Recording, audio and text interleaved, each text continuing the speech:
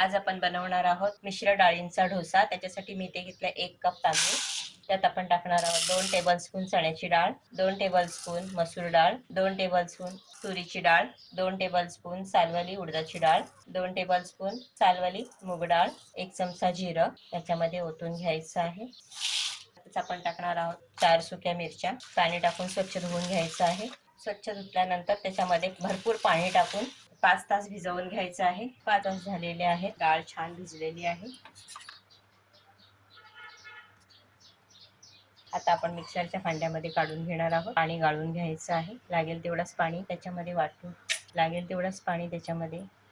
वापरायचं आहे।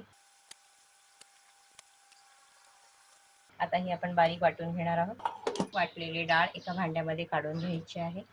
संपूर्ण डाळचे मिश्रण व्यवस्थित वाटून घेतलेलं आहे। आता आपण त्याच्यामध्ये टाकणार आहोत पाव चमचा हळद, किंचित हिंग, चवीप्रमाणे मीठ आणि हे सगळं मिश्रण व्यवस्थित मिक्स करून घ्यायचं आहे। व्यवस्थित फेटून घ्यायचं आहे।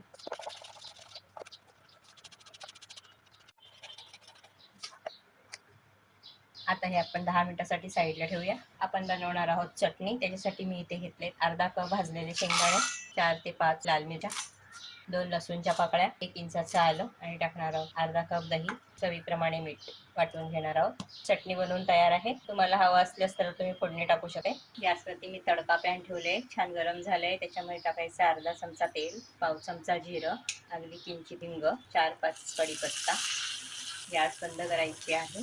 चटणीमध्ये टाकून घ्यायचं आहे। छान करून घ्यायचं आहे। तुम्हाला वाटल्या चटणी तुम्ही आणखी पातळ करू शकता। शेंगदाण्याची चटणी बनवून तयार आहे।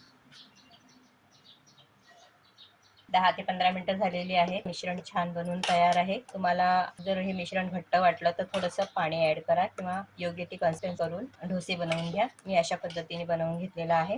गॅसवरती मी तवा ठेवलेला आहे आणि तवा व्यवस्थित गरम झालेला आहे। थोडंसं पाणी शिंपडून व्यवस्थित करून घ्यायचं आहे आणि अशीने डोसा तयार करून घ्यायचा आहे। त्याच डायरेक्शनने फिरवायचा आहे। आता आपण 1 ते 2 मिनिटं व्यवस्थित मंद आचेवरती शिजवून घ्यायचं आहे। काही सेकंदाने त्याच्यावरती थोडंसं तेल टाकून घ्यायचं आहे। डोसा व्यवस्थित शेकून निघाला की त्याच्या कडा मोकळ्या होतात। त्याच्यानंतर आपण पलटी करणार आहोत। मी डायरेक्ट फोल्ड केलं तरी चालेल। 2 मिनिटं झालेली आहे। हे डोसा पलटी गेलेला आहे। 1 ते 2 सेकंद फक्त हे आपण त्या बाजूने शेकवून घेणार आहोत। आता पुन्हा पलटी करायचं आहे। तुम्ही असं डायरेक्ट केलं तरी चालेल। पहा छान कुरकुरीत डोसा बनवून तयार होतो। आपण डिश मध्ये काढून घेऊया। अशाच पद्धतीने आपण आणखी एक डोसा बनवून घेणार आहोत। छान करून घ्यायचं आहे।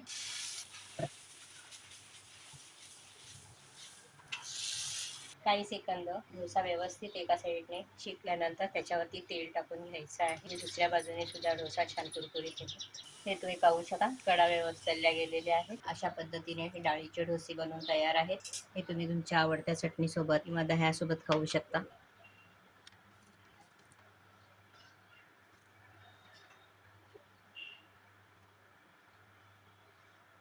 अशा पद्धतीने हे रेसिपी तुम्ही ट्राय करा। आवडल्यास व्हिडिओ खाली लाईक करा, फ्रेंड्स फॅमिली बरोबर शेअर करा, कमेंट करायला विसरू नका। धन्यवाद।